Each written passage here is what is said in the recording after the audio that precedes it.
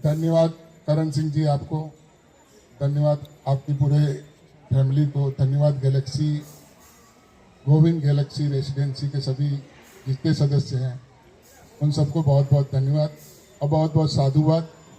भगवान धीरे धीरे सब उन्नति की तरफ हैं और सब उन्नति करे, ऐसी मैं ईश्वरीय शक्तियों से प्रार्थना करता हूँ। शिव आज बहु सरस ત્રીજો પાઠ ઉત્સવ છે આપણા ત્યાં મંદિરનો, એટલે શિવ બાબાનું મંદિર છે, એટલે શિવ બાબા ઉપર બે શબ્દો કહેવા માટે મને કીધું છે, એટલે હું આપને કહું છું। શિવ એક તત્વ છે અને ઓમકાર એ બ્રહ્માંડનો એક નાદ છે।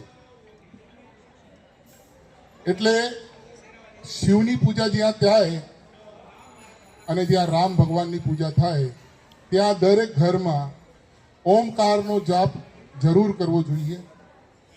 એક ઘડી આધી ઘડીથી આધી ઘડી, એટલે એવું કંઈ નથી કે ભાઈ 2 કલાક ધ્યાન ઉપર કે ઓમ ઉપર બેસીએ।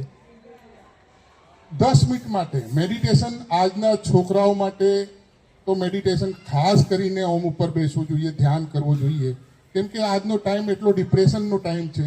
સ્કૂલનો હોય, કોલેજનો હોય, બીજા વેપારનો હોય, ધંધાનો હોય, બધાનો ડિપ્રેશનમાંથી કાઢનાર એક જ શક્તિ છે જે ઓમકાર છે।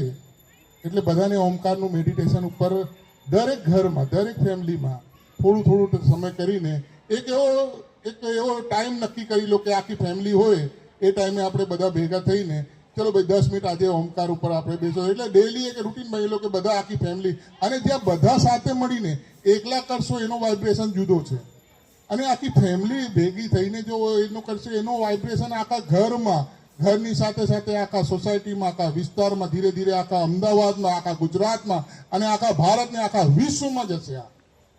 અને અત્યારે જે વિશ્વમાં જે અત્યારે પરિસ્થિતિઓ છે એ શા માટે છે? બધા એકબીજાને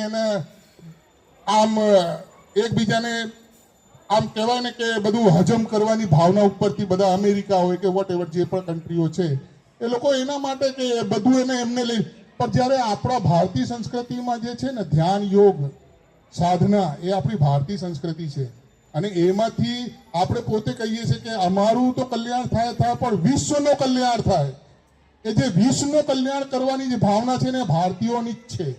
બીજા કોઈ પણ અધર કન્ટ્રીમાં, અધર કોઈ પણ જગ્યાએ એવું કોઈ દિવસ નથી કહેતા કે વિશ્વનું કલ્યાણ થાય। વિશ્વનું કલ્યાણ આપણે જ કરી શકીએ છીએ અને કરી શકીએ છીએ, આપણે કહેતા નથી, કરી શકીએ છીએ, પણ એનો એક જ વસ્તુ છે ઓમકાર ઉપર। એટલે અત્યારે થોડું ટાઈમ હોય તો આ બહેનોને પણ હું કહીશ કે 11 વખત કે 21 વખત આપણે બધા થોડી વખત સાધના કરી લઈએ। ટાઈમ છે ને 10 મિનિટ બધાને ઓમકાર ઉપર, જેટલા બેઠા જેટલા ઊભા છે એ બધા પણ બેસો, એનો વાઇબ્રેશન જો, ઓનલી ફોર ઓમનો વાઇબ્રેશન જો। 10 મિનિટ જ્યાં છો ત્યાં જ, એવું કમ્પલસરી નથી કે જીન્સ પહેર્યો છે, પેન્ટ પહેર્યો છે, એ બધી આ જે ભ્રામિક વાતો છે કે આ પહેરીને કરવો, આ બધું જ્યાં बैठा છો ત્યાં, जहाँ पे बैठे वहीं पे राम बसा है, कहीं और राम को ढूंढने की जरूरत नहीं है। ठीक है, तो सभी कोई ओमकार करेंगे और आज ही रिजल्ट भी आज ही मिलेगा, वाइब्रेशन भी आज ही मिलेगा। अभी मैं आया, लाइट चली गई।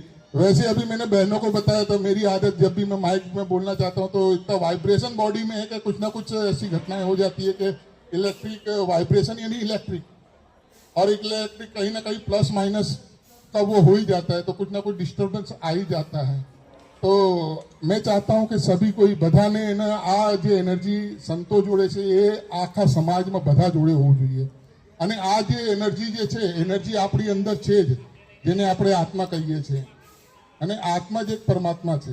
એ એનર્જી આપણી અંદર છે પણ આપણી અંદર જાગૃત નથી। ગુરુજી આપણને કોઈ પણ સંત સમાજ આપણને આમ તેમ બધું કહેતા હોય, પણ એમાં આપણને જે કુંડલીની જાગૃત એક પદ્ધતિ હોય છે આપણા શાસ્ત્રોમાં છે। એટલે અત્યાર સુધી કુંડલીની જાગૃત નથી થઈ, આપણી એનર્જી જાગૃત નથી થઈ। એ એનર્જી જાગૃત ઓમકારથી ચાલુ થશે એવું મારું પોતાનો જે છે માનવો છે। એટલે અત્યારે ઓમકાર કરીશું બધા લોકો। 10 મિનિટ બધા જેટલા વાતો કરતા હોય 10 મિનિટ સાયલેન્સ, આંખ બંધ કરીને, જ્યાં બેઠા તો ત્યાં આંખ બંધ કરીને